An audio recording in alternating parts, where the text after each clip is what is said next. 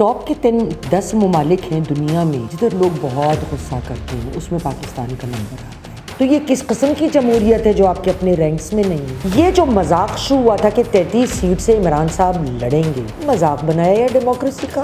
Import بند کرنی چاہیے آپ کو، مہنگے پرفیومز کی، برانڈڈ کپڑوں کی، پولیٹیشین سے جو لوگ کسی پوزیشن پہ ہے اس دن سے ڈریں جب یہ عوام سڑک پہ آئے گی اور یہ آپ کی گاڑیوں کو آگ لگا دے۔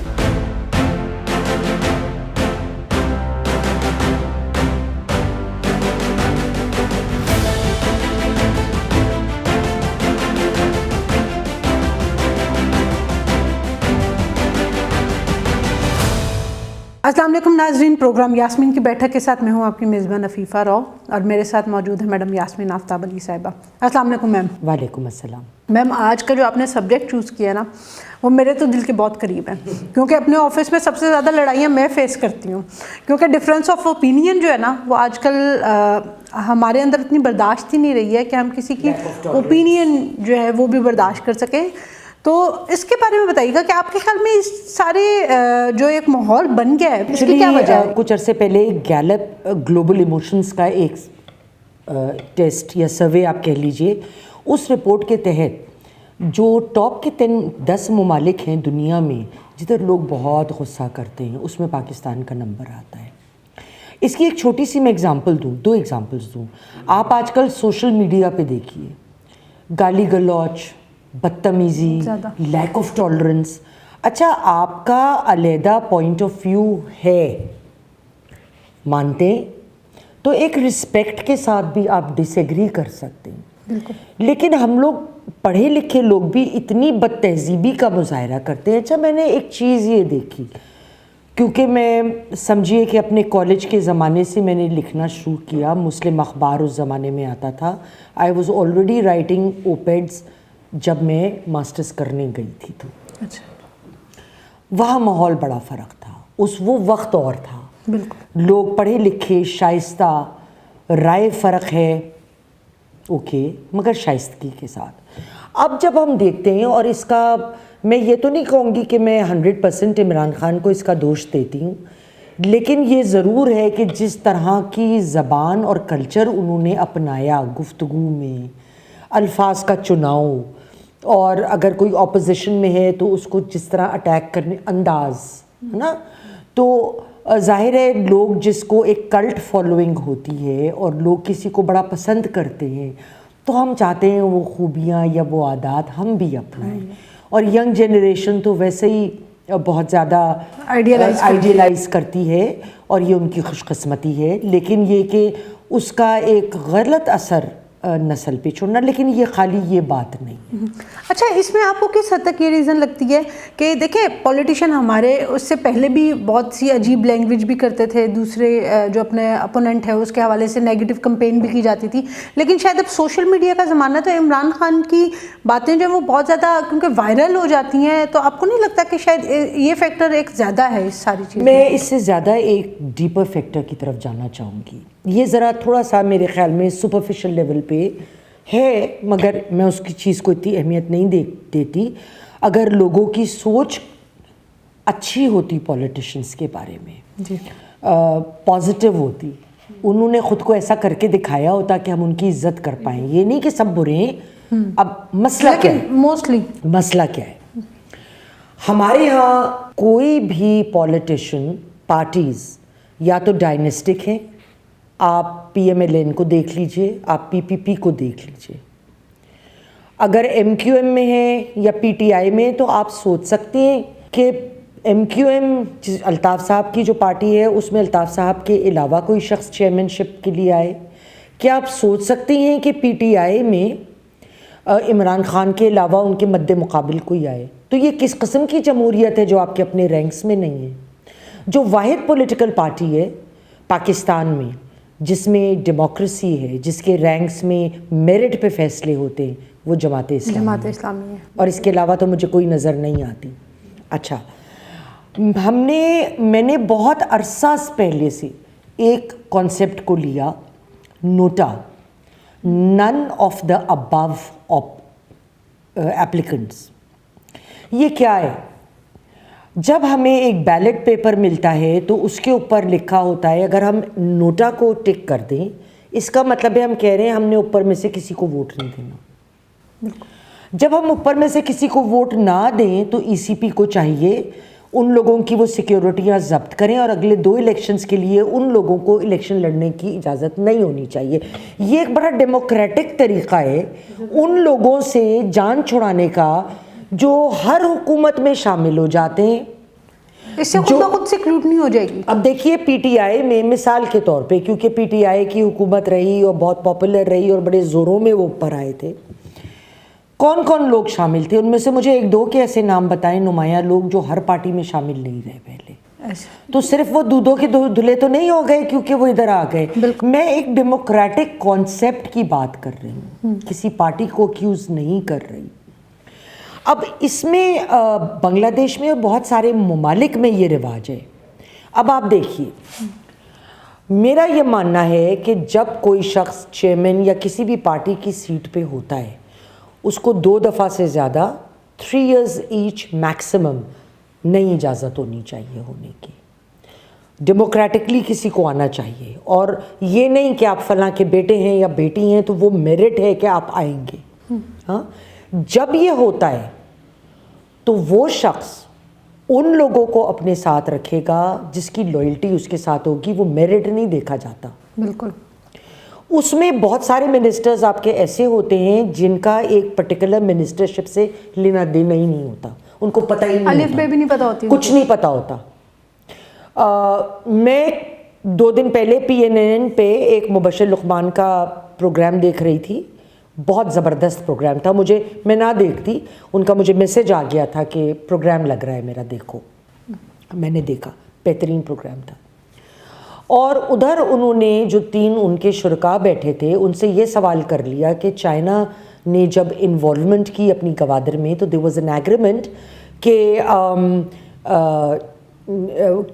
مال پاکستان سے لیا جائے گا ماں سوائے جو یہاں ہم نہیں بنا رہے, اور لیبر ہماری ہوگی تو دیکھو بلوچستان کے لوگوں کو تو کام مل جائے گا. لیبر وہ لائے کنویکٹ اپنے, بالکل. ہاں, اور مال بھی کہاں سے لے رہے ہیں ہمیں نہیں پتا.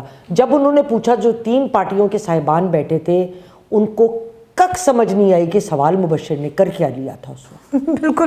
اور جواب ہی آیا ایک صاحب سے کہ میں پریپیئرڈ نہیں تھا, میں تیار کر کے بتاؤں گا. ارے بھائی, آپ کو آج کا نہیں پتا کہ فلاں پالیسی کے بارے میں کیا ہے, مگر حکومتی پالیسی کا تو پتہ ہونا چاہیے آپ کو. بالکل. آپ سٹنگ سینیٹر ہیں. یہ میں آپ کو ایک ایگزامپل, کیونکہ ابھی میرے سامنے کی 2 دن پہلے کی یہ بات ہے تو میرے ذہن میں آئی.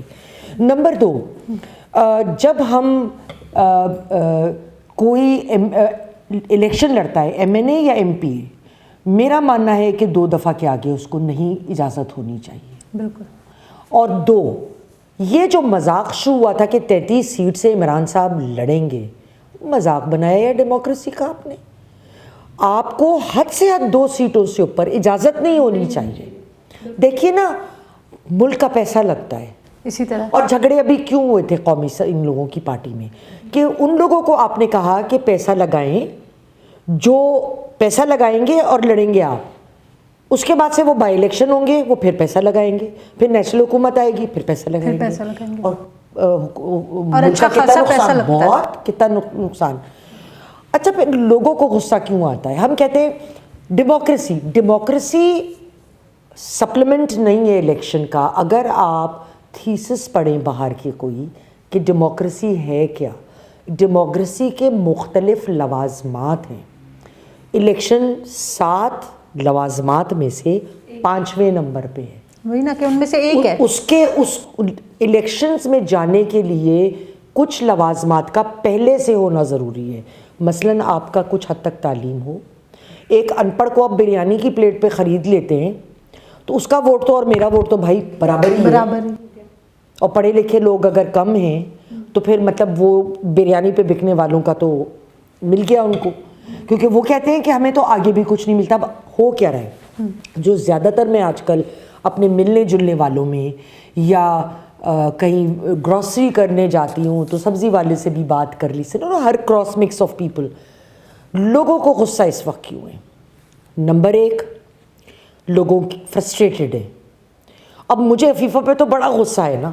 اب میں نکال نہیں سکتی, میں جا کے کہیں اور نکالنے والی ہوں. ہاں بالکل ایسے ہی. اگر نوکری ہے تو نوکری کے پیسے اتنے کم ہیں یا ہیں تو مہنگائی کے موزور طوفان کے آگے اس کی وقت نہیں ہے, میرے خرچے نہیں پورے ہو رہے. نمبر 3, اگر آپ جو حالات ہیں یہاں پہ پولیٹیکل مہنگائی, اب سب سے بڑی چیز کیا ہے عفیفہ, حکومت کا اور لوگوں کا جو اپروچ ہے ٹورڈز ایشو وہ فرق ہے.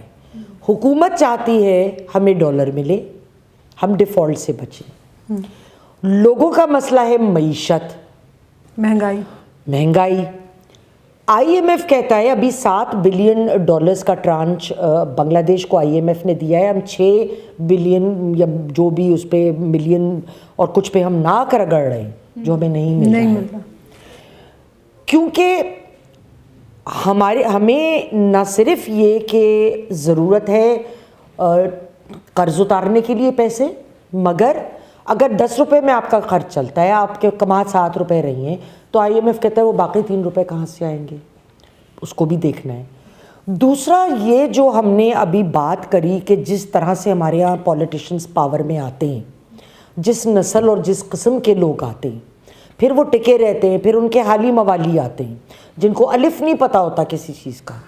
تو نتیجہ کیا ہوا ہے, معیشت کے اوپر امپورٹ اور ایکسپورٹ کا امبیلنس آیا ہے. کس طرح آیا ہے؟ جب ہمارے پاس ڈالرز کی کمی ہونا شروع ہوئی, ہم نے کہا امپورٹ بند کر دو. امپورٹ بند کرنی چاہیے آپ کو, مہنگے پرفیومز کی, برانڈڈ کپڑوں کی, ایکسپینسو لگژری کارز کی, بالکل کرنا چاہیے. These are things we can live without with.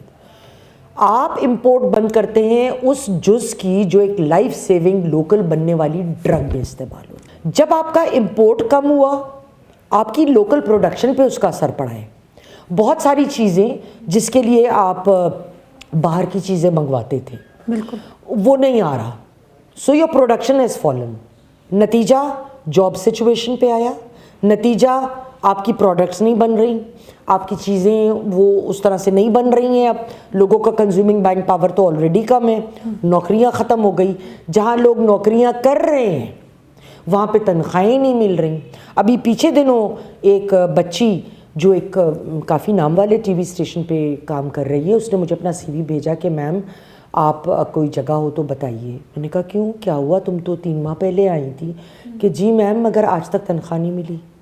اب جو شخص گھر چلائے گا, اور یہ صرف ادھر نہیں ہے, بالکل یہ ہر جگہ ہے عفیفہ, آج کل بڑے مسائل ہیں بہت زیادہ. تو اس میں جب ہم ایکسپورٹ, جب ہماری پروڈکشن ہی نہیں بن رہی تو ہم ایکسپورٹ کیا کرنے والے ہیں, ایکسپورٹ کیسے بڑھ سکتی ہے.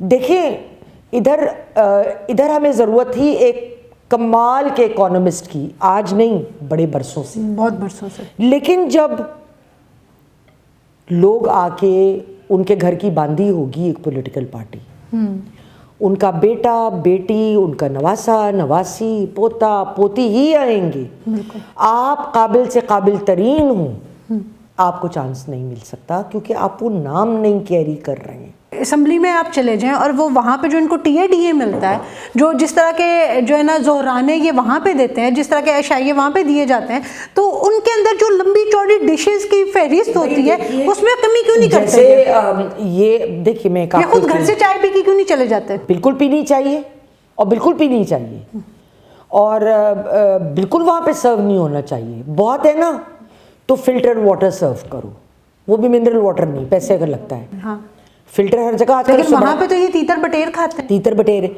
اب یہاں پہ جو حالات ہیں وہ کچھ اس طریقے سے ہیں کہ جب آپ اس طرح کرتے ہیں, میں ایک مثال دوں, اور چونکہ ہم ابھی کے زمانے کی حکومت کی بات کر رہے ہیں, میرا کہنے کا یہ مقصد نہیں ہے کہ دوسرے حکومتیں کوئی بڑی اچھی رہیں, آئی ایم سوری. ہاں نہیں, یہ خرابی کوئی چند سالوں میں نہیں ہوئی, بڑی لمبی کہانی چل رہی ہے یہاں. لیکن آپ ایک ایگزامپل دیکھ لیں کہ جب آپ پرائم منسٹرز ہاؤس سے رہ کے ہٹ کے دوسری جگہ رہتے ہیں, جیسے عمران صاحب بنی گالا میں رہتے ہوئے, وہاں پہ وہ لوازمات نئے طرح سے سارے امپوز کرنے پڑے کہ ان کی سیکیورٹی کے اور مختلف معاملات جو آلریڈی پرائم منسٹر ہاؤس میں موجود تھے. پھر وہ ہیلی کاپٹرز میں پھر سے اڑتے تھے اور پھر سے اڑتے ہوئے واپس آتے تھے. اس پہ ایک حساب کے مطابق میں کہیں پڑھ رہی تھی, اگر مجھے غلط یاد ہے تو میں پیشگی معذرت چاہتی ہوں, مگر میں نے یہ پڑھا تھا کہ اس پہ 1 ارب روپیہ 4 سال کے قریب. یہ تو ہمارے ہر سیاستدان کی کہانی ہے. بہت سے ایسے بھی ہیں جن کے لیے پائے جہازوں میں جاتے رہے ہیں. اب کیا کر سکتے ہیں, یہ ہماری عوام کی بدقسمتی ہے. لیکن پھر عوام کو جو فرسٹریشن اور غصہ ہے وہ کیوں نہیں ہوگا؟ کیونکہ ہیو اینڈ ہیو ناٹس کا ڈفرینس, وہ گیپ اتنا زیادہ بڑھ چکا ہے. میں اپنے پولیٹیشین سے جو سن رہے ہیں, جو لوگ کسی پوزیشن پہ ہے, اس دن سے ڈریں جب یہ عوام سڑک پہ آئے گی اور یہ آپ کی گاڑیوں کو آگ لگا. لیکن یاسمین صاحبہ, آپ کو لگتا ہے کہ یہ کبھی جو یہ والا گیپ ہے یہ کبھی کم ہو سکتا ہے؟ یہ اگر آپ ڈیموکریٹکلی ہے آپ کو دیکھیں, 2 طریقے ہیں. یا تو کوئی ریولیوشن آئے گا, اور ریولیوشنز کبھی اچھے نہیں ہوتے. وہ کہتے ہیں نا آٹے کے ساتھ گھن پسا جانا. دوسرا, آپ ڈیموکریٹکلی, جو میں نوٹا کی بات کرتی رہتی ہوں, کہ لوگوں کو یہ حوصلہ ملے, یہ سہارا ملے کہ ہم جن لوگوں کو, جو لوگ ناپسند ہیں, ہم ان کو الگ کر سکتے ہیں. سب کو ہم فورسڈ نہیں ہیں کہ ان میں سے ایک کو چوز کریں, ورنہ رزلٹ کیا ہوگا؟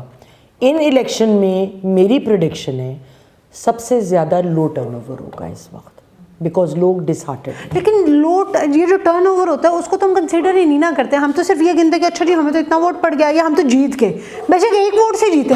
جیتنے والا اپنے آپ کو ایسے سمجھتے ہیں جیسے وہی 23 کروڑ عوام کا ریپرزینٹیٹیو ہے. ملک کا بیڑا غرق ہو رہا ہے, اور ہمیں یہ دیکھنا ہے کہ ہم اپنے ویسٹڈ انٹرسٹ کو لے کے چلنا ہے یا ملک کو.